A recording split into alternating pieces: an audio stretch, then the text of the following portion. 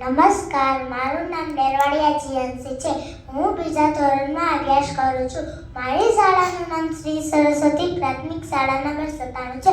આજે હું તમને એક સરસ મજાની વાર્તા સંભળાવીશ. તે વાર્તાનું નામ છે બે બિલાડી અને એક વાંદરો.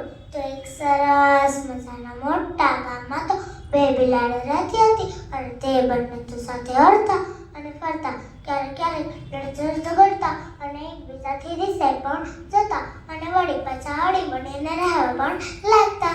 એક દિવસ તો તે બંને ભોજનની ખોજમાં નીકળી અને તેને તો એક ઘર દેખાયું. તેમાંથી તો બધા જ લોકો બહાર જતા હતા. ઘરને ખાલી પડેલું જોઈ તેઓ મૂકો જોઈને તે બંને બિલાડીઓ ઘરની અંદર ગઈ અને ઘરની અંદરથી એક સરસ મજાનો ગોળ ગોળ રોટલો હતો. રોટલો ખાવા માટે બંને બિલાડીઓ સામે સામે ઊભી રહી અને લડવા લાગી. પેલી બિલાડી કહે, આ રોટલો મારો છે એટલે હું જ ખાઈશ. તો બીજી કહે, અરે ના ના, આ રોટલો મારો છે એટલે હું જ ખાઈશ. તેમ કરતા કરતા બંને બિલાડીઓ લડવા લાગી. લડતા લડતા એક બિલાડી રોટલો લઈને ભાગી. ભાગતા ભાગતા મોટા સરસ ઝાડ નીચે બેસી પાછા લડવા લાગ્યા. પેલી બિલાડી કહે, આ રોટલો મારો છે એટલે હું જ ખાઈશ. તો બીજી કહે, અરે ના ના, આ રોટલો મારો છે એટલે હું જ ખાઈશ. તેને તો કંઈ જ ખબર ના હતી કે ઉપર તે વાંદરો બેઠો હતો.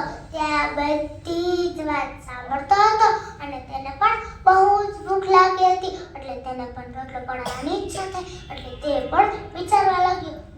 વિચારતા તેને તો સરસ વિચાર આવ્યો. એટલે તે તો કૂદીને તેની પાસે પહોંચીને બોલ્યો, અરે મારી વાલી બિલાડી મિત્રો, તમે લડો છો કેમ? તો પેલી બિલાડી કહે, આ રોટલો મારો છે એટલે હું જ ખાઈશ. તો બીજી કહે, અરે ના ના, આ રોટલો મારો છે એટલે હું જ ખાઈશ.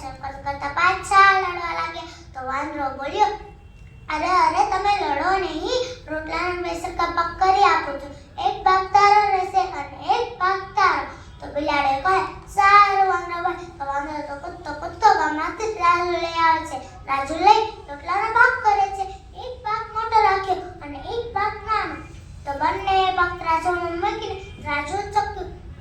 તો મોટા ટુકડા બાજુથી તો નમી જાય છે અને નાના ટુકડા બાજુથી તો ઉચકી જાય છે. તો વાંદરો બોલ્યો, એક ભાગ મોટો થઈ ગયો, તમને વાંધો ના, તમે થોડો ટુકડો ખાઈને સરખું કરી આપો.